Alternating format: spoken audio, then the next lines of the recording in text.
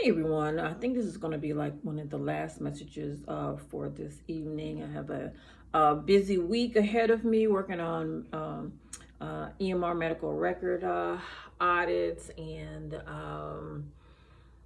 my goodness, working on finishing up my label design with the graphic artist. Just have a very busy week ahead of me, so I want to make sure that I obey the Spirit of the Lord. This last message came to me to share with you how I used to read to my children all types of books. And one of my favorite books that I like to read to them, of course, was the Bible, biblical stories in the book that I wrote for them. But I also love to read Aesop fables to my children because that was just a book full of fables and wisdom, and it would make you, think about things pertaining to life. And I wanted my children to walk in wisdom as, young children. I at least wanted to put the wisdom inside of them. And so, you know, I shared Aesop fables with my children, and, I did what I needed to do, what I was led to do. And then as a young adult, I used to observe and watch people, my neighbors, and especially the community that I grew up in, New Albany, Ohio. It's one of the wealthiest communities in Ohio. And I used to observe my neighbors. I used to just look outside the window and just observe people. And I learned a lot just from observation. And this thought came to me recently to share with you, just something that I observed, and it might make you think about what's really important. Okay, so there are two neighbors that live on a particular street. One of the neighbors is very, very immaculate and particular about how their house looks, how their lawn looks.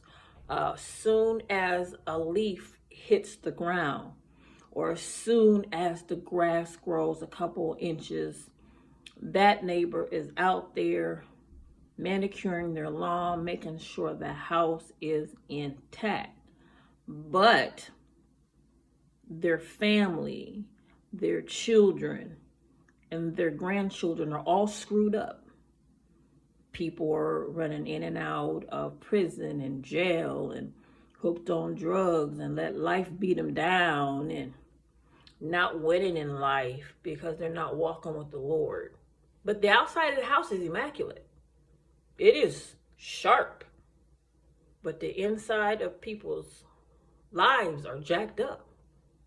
But then there's another neighbor whose life on the inside with family and children are intact. Nobody's running in and out of jail.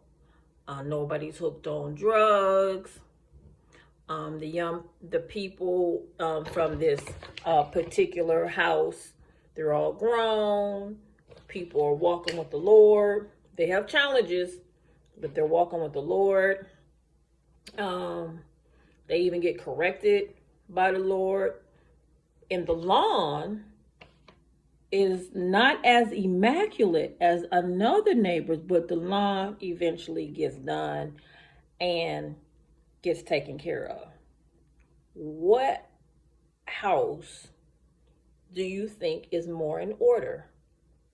The house where the lawn on the outside is immaculate, but the family is jacked up? Or the house where eventually the lawn gets taken care of, but the inside of the family unit is all pulled together? I call it Lois Fable.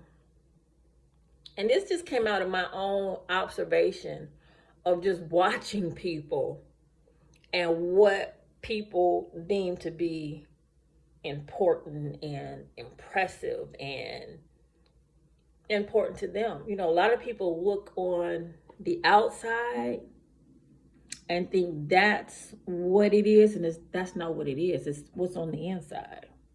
that's really matters, because the outside can be taken care of. Just because something is not done the way you want it done, or see to it that it needs to be done, doesn't mean that the person doesn't have it together. They have it. Seems like the house where the lawn wasn't taken care of as quickly or as promptly, but it got done, was more together than the house where the lawn was taken care of immediately, but the family was jacked up and cursed. I'm telling y'all, when I was a young person growing up, I used to watch people. I used to look outside my window and watch what was going on in the lives of people. I don't know what made me do that, but I did. I just observed how people were living their life and looking at what they deemed to be important. So my message to you today is, take care of your family. Make sure the inside of your home, your family unit, your family nucleus is together. Talk to your children about the Lord. Make sure they know how to serve God so they don't leave the earth too soon, and so they're not running in and out of jail. Fast and pray. Break curses.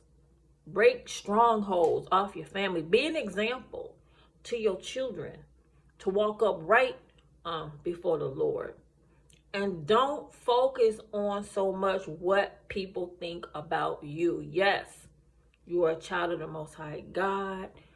Your house needs to be in order so that people, don't say bad things against you. But a lot of times you don't know why people don't get things done the way that they need to get done. Some of the houses that I observed, it was like a single family home, and the poor wife or the poor woman who's now divorced had to do stuff all on her own, and she just couldn't get to the yard as quickly as a person who had access to maybe more money, more finances, or someone to help. So never look at people from the outside and think you understand what's going on the inside. The person who's home on the inside had children lined up and in order, not in jail, and not in trouble with the law, not on drugs, and out here being productive in life, was more in order than the so-called person who was running outside whenever any leaf hit the ground to make sure the lawn was manicured. This is Lois Banks coming to you from the Lois Banks Ministry. Keep your house in order, okay? I'm talking about your family. God bless you.